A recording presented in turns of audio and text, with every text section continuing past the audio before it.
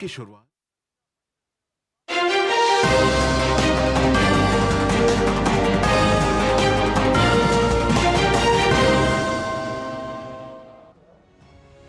नमस्कार, DD news में आप सभी दर्शकों का बहुत बहुत स्वागत है। मैं हूं असीम मिश्रा। शुरुआत करना चाहेंगे सबसे पहले हेडलाइंस के साथ। लोकसभा चुनाव के तीसरे चरण के लिए अंतिम चरण में मतदान की तैयारियां। मतदान केंद्रों के लिए पोलिंग पार्टियां हुई रवाना। 11 राज्यों और केंद्र शासित प्रदेशों की 93 सीटों पर कल डाले जाएंगे वोट।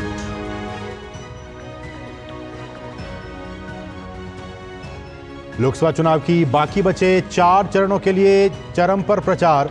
आंध्र प्रदेश के राजमुंद्री की जनसभा में हुए शामिल पीएम। ओडिशा के गंजाम और नवरंगपुर में भी की रैली। कहा, ओडिशा में बीजेडी अस्त और कांग्रेस पस्त। भाजपा उम्मीदों का नया सूरज बनकर उभरी।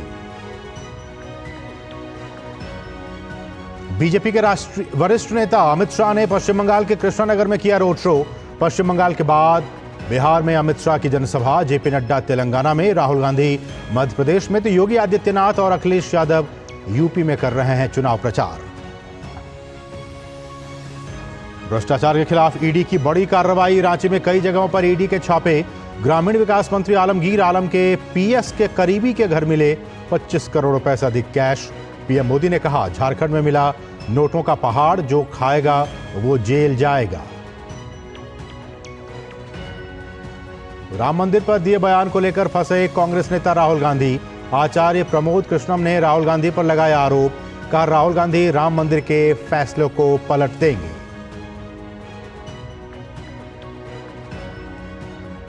सीआईएससी की बोर्ड 10वीं और 12वीं के नतीजे हुए घोषित।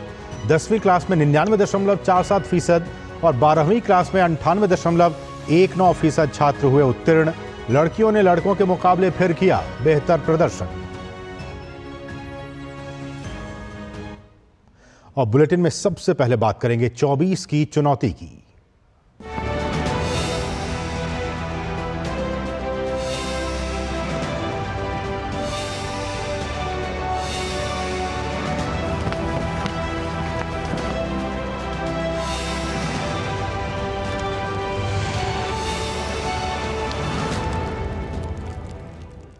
लोकसभा चुनाव के तीसरे चरण में 11 राज्यों और केंद्र शासित प्रदेशों की 93 सीटों पर 7 मई को यानी कि कल होने वाले मतदान के लिए तैयारियां अंतिम चरण में है। पोलिंग पार्टियां मतदान केंद्रों के लिए रवाना हो रही हैं और इस चरण में केंद्रीय गृह मंत्री अमित शाह और मध्य प्रदेश के पूर्व मुख्यमंत्री शिवराज सिंह चौहान और दिग्विजय सिंह समेत कई दिग्गजों की किस्मत का फैसला होना है।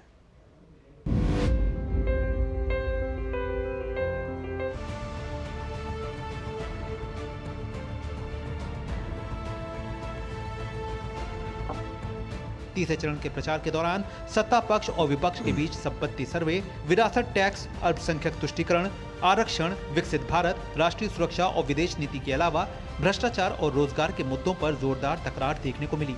इस चरण में 10 राज्यों और 1 केंद्र शासित प्रदेश की 93 सीटों पर मतदान होगा, जिसके लिए 1331 उम्मीदवार चुनावी मैदान में हैं। जिन 93 सीटों पर मतदान होना है उनमें सूरत को छोड़कर गुजरात की 25 सीटें शामिल हैं। सूरत सीट से बीजेपी उम्मीदवार मुकेश दलाल पहले ही निर्विरोध निर्वाचित घोषित किए जा चुके हैं। वहीं तीसरे चरण में कर्नाटक की बाकी बची 14 सीटों पर भी वोट डाले जाएंगे। इसके साथ ही कर्नाटक की सभी 28 सीटों पर मतदान संपन्न हो जाएगा। इस चरण में महाराष्ट्र की 11 सीट, उत्तर प्रदेश की 10 सीट, मध्य प्रदेश की 9 सीट और छत्तीसगढ़ की 7 सीटों पर भी मतदान होगा।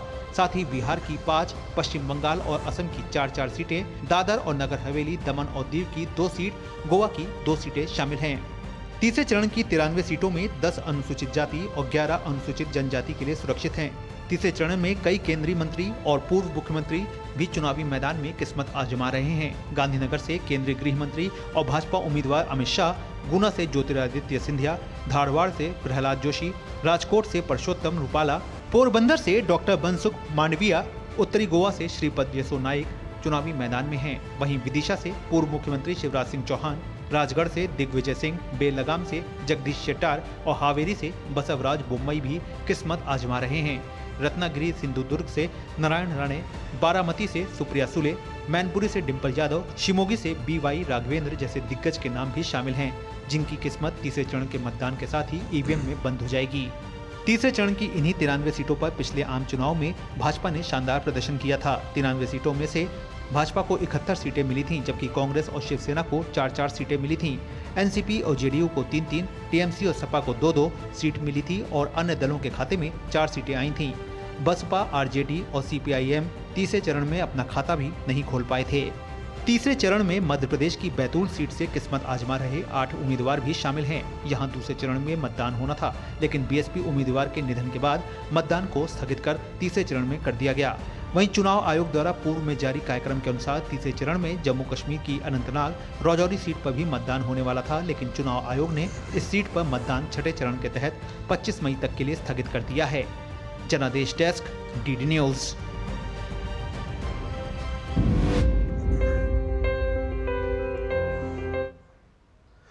और लोकसभा चुनाव के तीसरे चरण में 11 राज्यों और केंद्र शासित प्रदेशों की 93 सीटों पर 7 मई को यानी कि कल वोट डाले जाएंगे और इसके लिए जो पूरी तैयारियां हैं वो हो चुकी हैं। लगातार जो पार्टियां हैं वो अपने अपने गंतव्य पर पहुंचनी शुरू हो गई हैं और इसके लिए शांतिपूर्ण चुनाव संपन्न कराने के लिए पुलिस और प्रशासनिक स्तर पर भी तैयारियां पूरी की जा चुकी हैं।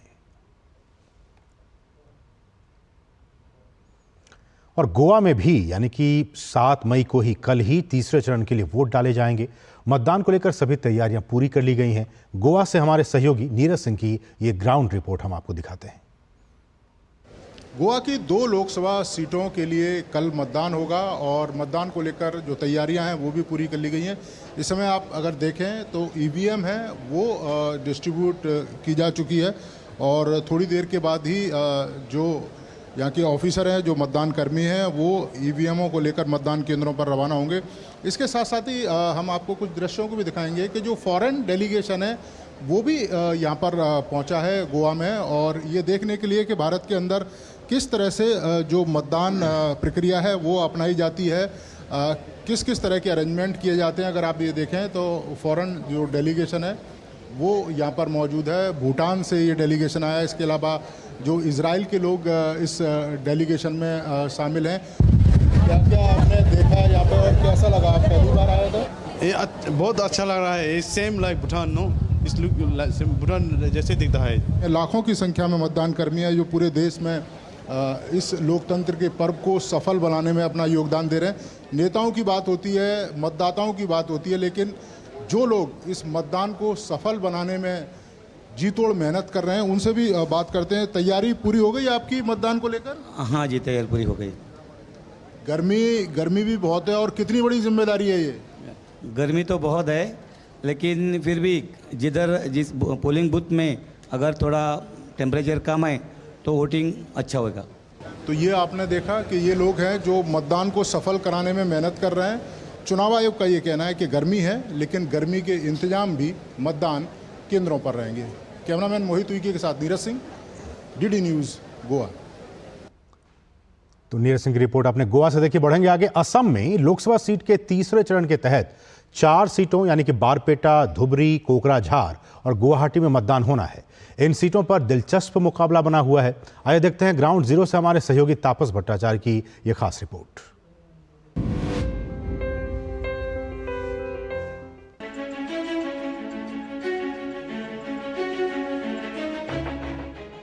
असम के लोकसभा चुनाव में अंतिम चरण के मुकाबलों के लिए हो जाइए तैयार। 7 मई को होने वाले हैं मतदान। चुनाव का रंग तैयार हो चुका है और दावेदार कड़ी प्रतिस्पर्धा के लिए कमर कस रहे हैं।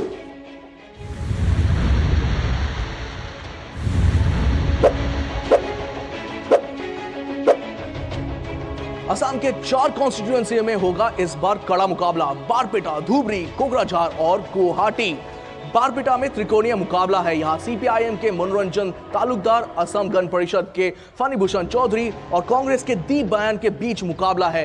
तीनों उम्मीदवार जीत के लिए कड़ी मेहनत कर रहे हैं। वहीं धुबरी में त्रिकोणीय मुकाबले में राजनीतिक पारा चढ़ रहा है। All India United democratic front के प्रमुख बदरुद्दीन अजमल लगातार चौथी बार जीत के लिए कोशिश कर रहे हैं। वहीं कांग्रेस के उम्मीदवार रकीबुल हुसैन और एनडीए उम्मीदवार जावेद इस्लाम भी एड़ी चोटी का जोर लगा रहे हैं। अब इन तीनों की किस्मत का फैसला धुबरी की जनता करेगी बहुत जल्द। इस बीच कोकराझार में एनडीए की यूनाइटेड पीपल्स पार्टी लिबरल के उम्मीदवार जयंत बासुमत्री, कांग्रेस के गार्जियन मुशायरी और बोडोलैंड पीपल्स फ्रंट के कंपा बोरगारी के बीच मुकाबला बहुत ही घमासान होने वाला है। इस सीट पर कौन उम्मीदवार लोगों के दिल और दिमाग को जीतेगा, ये देखना दिलचस्प होगा।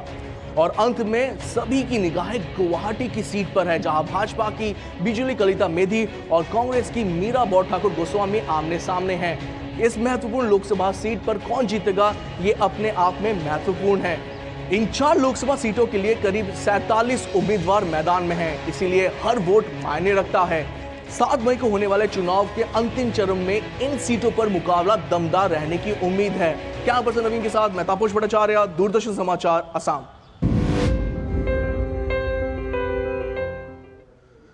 और जिस तरह से हमने आपको दिखाया कि किस तरह से असम में जो चुनावी तैयारियां वो पूरी हो चुकी हैं और तमाम जो पार्टियां उनके बीच रस्साकशी है। हम जानते हैं कि ये जो चुनाव बहुत ही महत्वपूर्ण है। तीसरे चरण के चुनाव कल ही होने वाले हैं।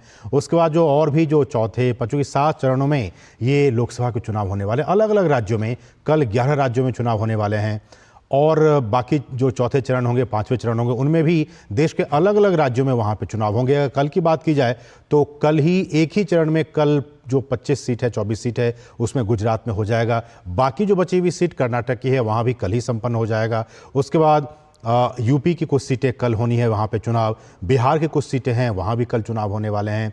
उसके बाद से दूसरे जो राज्य हैं वहाँ भी कल चुनाव होने वाले हैं। तो इस तरह से लगातार जो चुनाव प्रचार है वो लगातार हो रहा है। और इस वक्त प्रधानमंत्री नरेंद्र मोदी आंध्र प्रदेश के राजमुंद्री में एक चुनावी जनसभा को संबोधित कर रहे हैं। आइए सीधे रुख करते हैं राजमुंद्री का।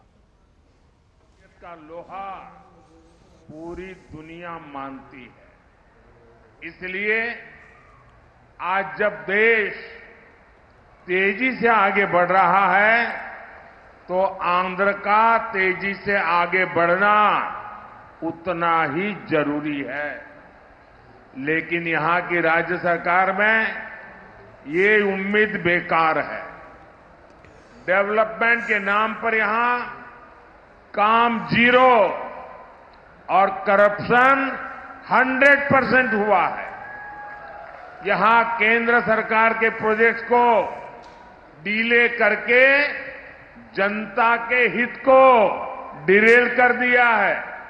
इसलिए राज्य और केंद्र में जब एनडीए की डबल इंजन सरकार होगी तो सभी रुके काम पूरे होंगे। మిత్రులారా, ఆంధ్రప్రదేశ్ యువతలోని సామర్థ్యానికి చెందినటువంటి రాష్ట్రము.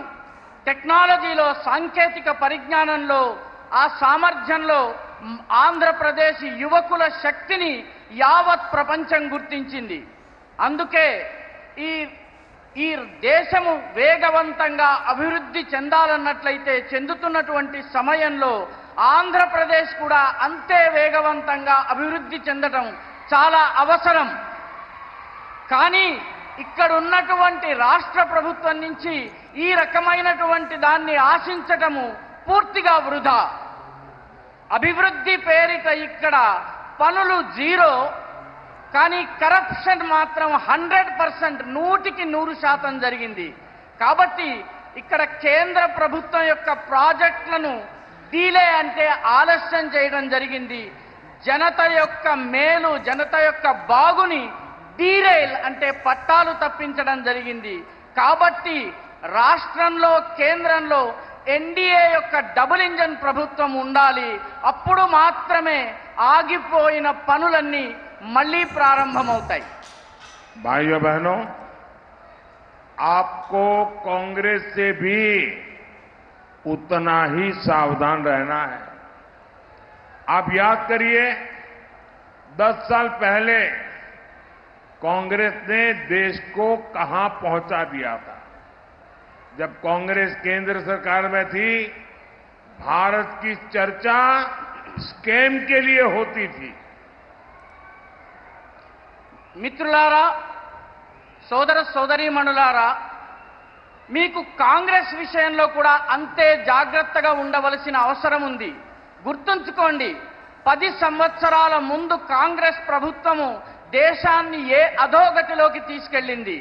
అప్పుడు కాంగ్రెస్ కేంద్ర ప్రభుత్వంలో అధికారంలో ఉన్న సమయంలో భారతదేశంలో స్కాముల గురించి తప్ప మరొక దాని గురించి చర్చ లేదు.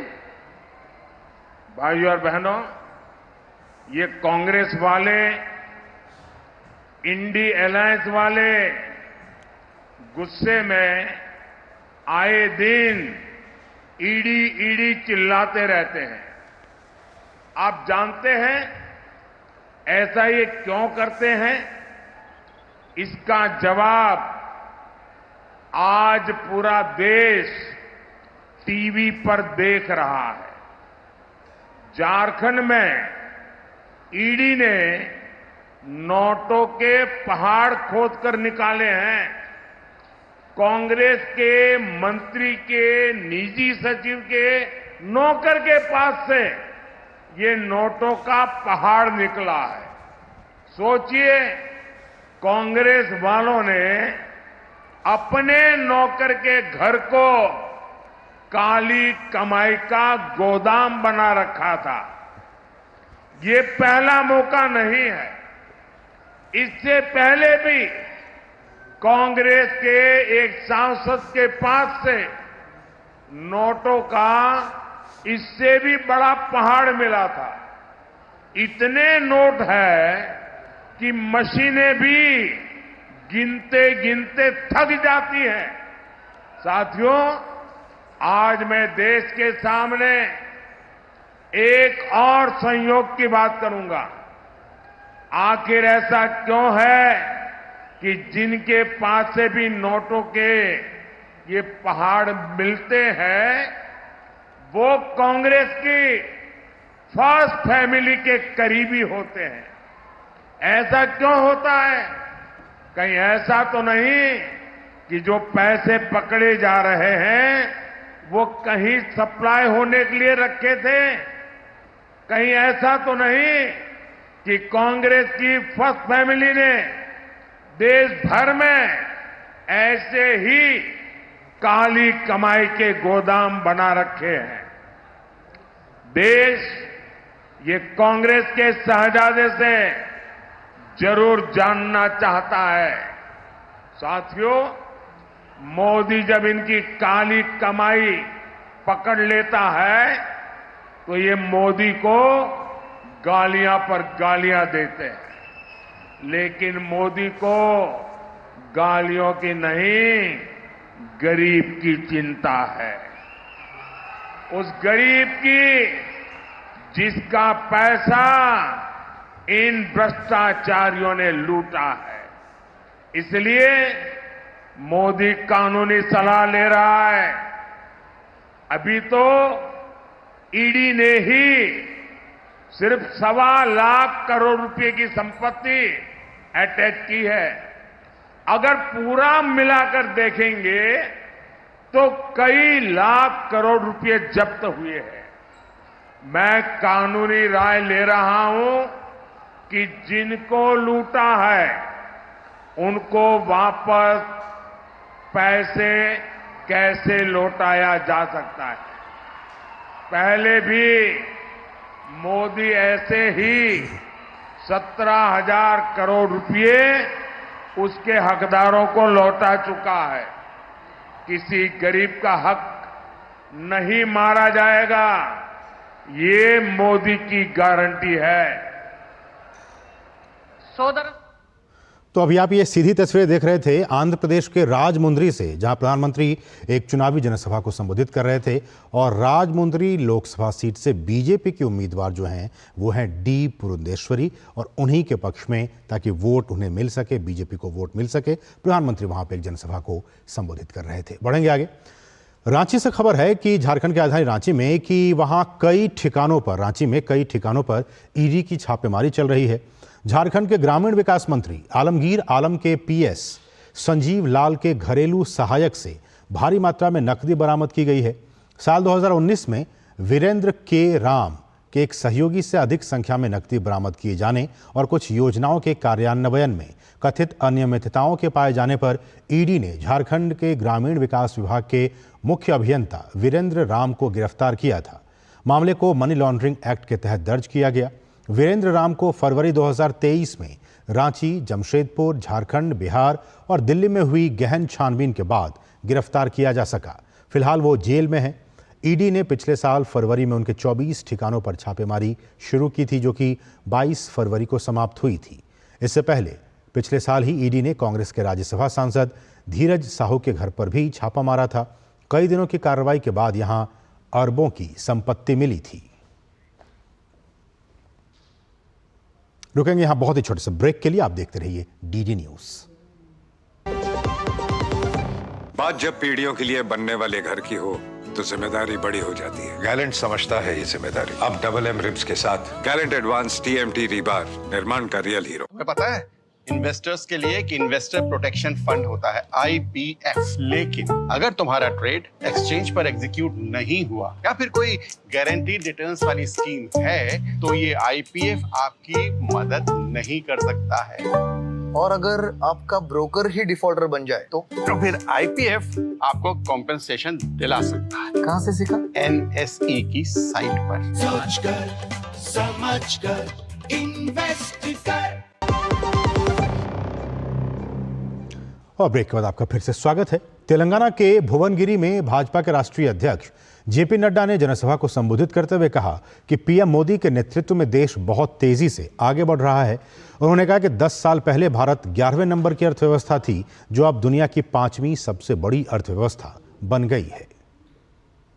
आज मोदी जी के नेतृत्व में सबका साथ, सबका विकास, सबका विश्वास, सबका प्रयास, इस काम को हम आगे बढ़ा रहे हैं। मुझे खुशी है ये बताते हुए कि आज मोदी जी के नेतृत्व में भारत आत्मनिर्भर भारत बन रहा है। 10 साल पहले भारत की अर्थव्यवस्था, भारत की इकोनॉमी 11वें नंबर पर खड़ी थी, दुनिया में 11वें नंबर पर। आज 10 साल के मोदी जी के नेतृत्व में कोरोना की मार के बाद और यूक्रेन के युद्ध के बावजूद भारत की अर्थव्यवस्था ब्रिटेन को पछाड़ के 5वें नंबर की अर्थव्यवस्था बन गई। 5वें नंबर की अर्थव्यवस्था। उत्तर प्रदेश के मुख्यमंत्री योगी आदित्यनाथ ने हरदोई में एक जनसभा में कांग्रेस पर राम का विरोध करने का आरोप लगाया है। उन्होंने कांग्रेस पर निशाना साधते हुए कहा कि कांग्रेस ने अपने एक प्रवक्ता के खिलाफ सिर्फ इसलिए कार्रवाई कर दी क्योंकि वे रामलला के दर्शन के लिए गई थी। कांग्रेस ने अपने एक प्रवक्ता के खिलाफ इसलिए कार्रवाई कर दी क्योंकि उनकी प्रवक्ता अयोध्या में रामलला का दर्शन करने के लिए गई थी। एक तरफ राम की सत्ता पर, ईश्वरीय सत्ता पर विश्वास करने वाली भारतीय जनता पार्टी और सहयोगी दल है, और दूसरी तरफ राम का द्रोह करने वाले, राम के द्रोह करने वाले की दुर्गति हमेशा तय है। और बहनों और भाइयों, लोकसभा का चुनाव 2024 इस बात का साक्षी एक बार फिर से बनने जा रहा है।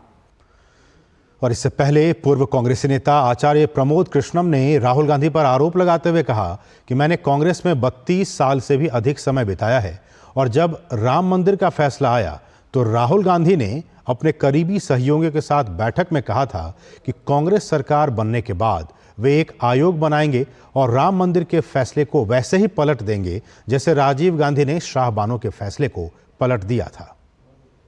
राहुल गांधी जी ने अपने नजदीकी लोगों की एक बैठक में अमेरिका के रहने वाले अपने एक शुभचिंतक के कहने पर, इशारे पर, सलाह पर यह बात कही थी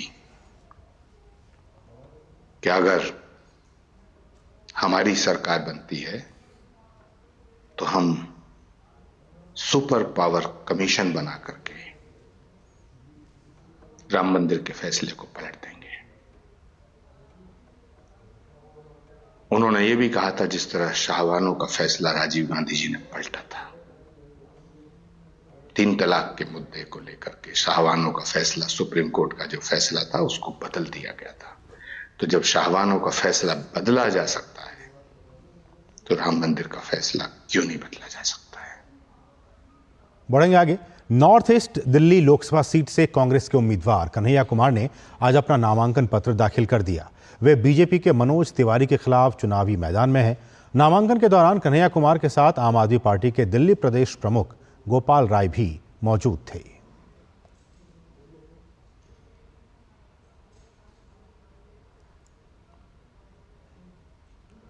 भारत में रोजगार सृजन को लेकर अक्सर नई नई रिपोर्ट और बयान सामने आते रहते हैं। अब आईएमएफ के पूर्व कार्यकारी निदेशक सुरजीत भल्ला का कहना है कि पीएम मोदी सरकार के कार्यकाल में औसत आधार पर रिकॉर्ड संख्या में रोजगार का सृजन हो रहा है। उन्होंने एक समाचार एजेंसी को दिए साक्षात्कार में दावा किया है कि बीते 7 से 8 वर्षों में यह आंकड़ा करीब 1 करोड़ तक पहुंच गया है, जबकि 2004 से 2013 में यूपीए सरकार के दौरान सबसे कम नौकरियां सृजित की गई और तभी जॉबलेस ग्रोथ शब्द प्रचलन में आया। प्रधानमंत्री की आर्थिक सलाहकार परिषद के पूर्व सदस्य सुरजीत भल्ला ने जोर देते हुए कहा कि अटल बिहारी वाजपेयी और मोदी के कार्यकाल के दौरान सबसे अधिक नौकरियां पैदा हुई हैं। भल्ला अंतर्राष्ट्रीय श्रम संगठन की हालिया रिपोर्ट पर प्रतिक्रिया दे रहे थे, जिसमें कहा गया कि 2022 में भारत की कुल बेरोजगार आबादी में बेरोजगार युवाओं की हिस्सेदारी करीब 83% थी। देश में प्रत्यक्ष विदेशी निवेश की गति धीमे होने को लेकर भल्ला ने कहा कि भारत में एफडीआई में गिरावट की अहम वजह सरकार की नई नीति को माना जा सकता है। इसमें निवेश से जुड़ा कोई भी विवाद भारत में ही सुलझाया जाता है। उन्होंने कहा कि ये ऐसी नीति है जिस पर सरकार को दोबारा विचार करने की जरूरत है। भल्ला ने अनुमान जताते हुए कहा कि सत्ताधारी भाजपा इन लोकसभा चुनाव में अकेले 330 से 350 सीटें जीत सकती है। तो इसके साथ इस बुलेटिन में बस इतना ही। हमें दीजिए अनुमति। नमस्कार।